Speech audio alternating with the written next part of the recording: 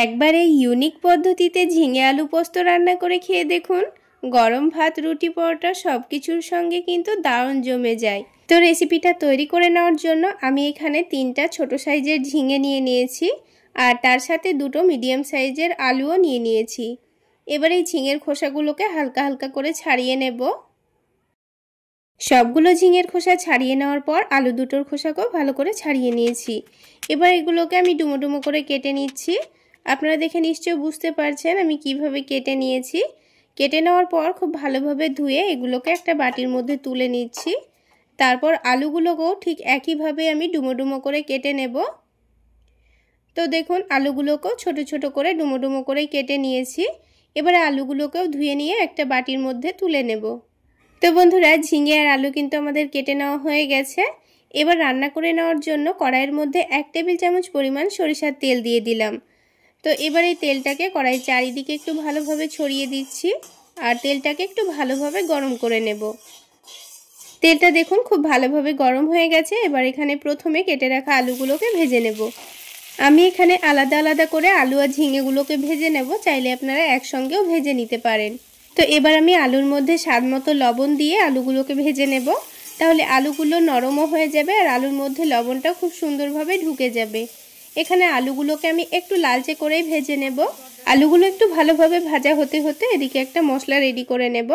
তো একটা মিক্সিং জারের মধ্যে আমি 1 টেবিল চামচ পরিমাণ পোস্ত নিয়ে নিয়েছি। এবার এই পোস্তটাকে একটু ভালোভাবে ব্লেন্ড করে নেব।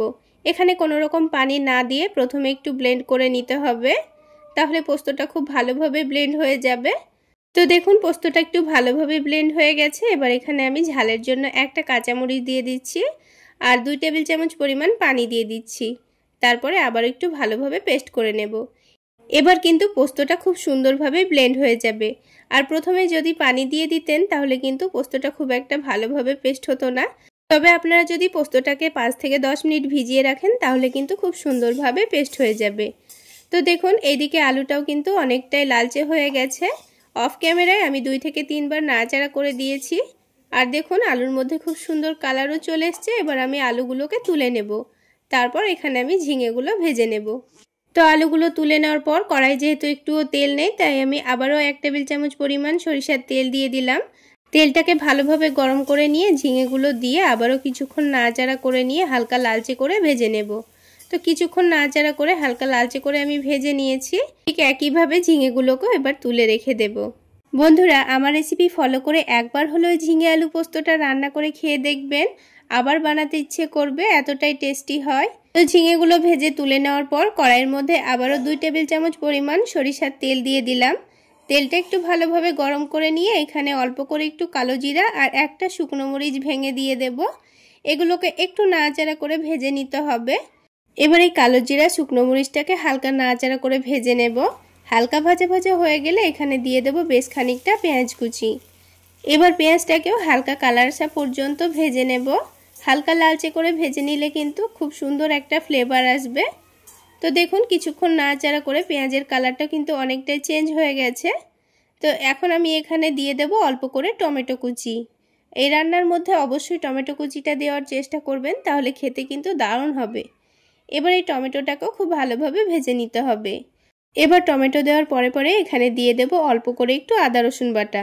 এবার সব কিছু একসঙ্গে একটু ভালো করে ভেজে নিতে হবে, যতক্ষণ না পর্যন্ত টমেটোর কাঁচা গন্ধটা বেরিয়ে যাচ্ছে আর আদা রসুনের কাঁচা গন্ধটা বেরিয়ে যাচ্ছে, ততক্ষণ পর্যন্ত এটাকে খুব ভালোভাবে নাড়াচাড়া করে নিতে হবে। তো কিছুক্ষণের মধ্যেই দেখবেন টমেটোটা কিন্তু খুব সুন্দরভাবে ভাজা ভাজা হয়ে গেছে আর অনেকটা গলেও গেছে। এবার এখানে কিছু মশলা দিয়ে দেব। তো প্রথমে স্বাদমতো লবণ দিয়ে দিয়েছি, সামান্য পরিমাণ হলুদের গুঁড়ো দিয়েছি, তারপর সামান্য পরিমাণ দিয়ে দিচ্ছি ভাজা জিরা গুঁড়ো আর সামান্য পরিমাণ ধনে গুঁড়ো। এবার মশলাগুলোকে একটু ভালোভাবে নাড়াচাড়া করে মিশিয়ে নেব।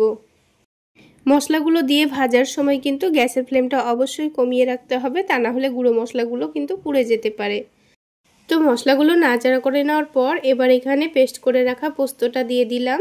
তারপর এই মশলাটাকে আবার একটু ভালোভাবে নাড়াচাড়া করে নিলাম আর তারপর মিক্সিং জারটা ধুয়ে অল্প করে একটু পানি দিয়ে দিয়েছি। এবার গ্যাসের ফ্লেমটা বাড়িয়ে দেব, দিয়ে মশলাটাকে 4 মিনিট সময় নিয়ে খুব ভালোভাবে কষিয়ে নেব।